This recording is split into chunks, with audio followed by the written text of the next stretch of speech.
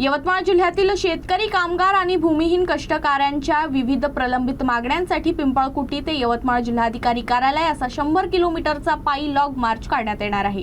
अखिल भारतीय किसान सभा, CITU, आशा कर्मचारी unit, स्त्री परिचर संघटना आणि आदिवासी अधिकार मंच यांच्या संयुक्त विद्यमाने हा मोर्चा 19 ते 22 एप्रिल 2026 दरम्यान काढण्यात येणार आहे।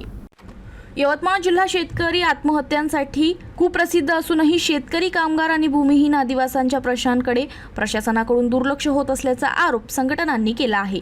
याच पार्श्वभूमीवर तेलंगणा सीमेवरील पिंपळकुटी येथून ते यवतमाळ जिल्हाधिकारी कार्यालयापर्यंत सुमारे 10 किलोमीटरचा पायी लॉग मार्च काढण्यात येणार आहे।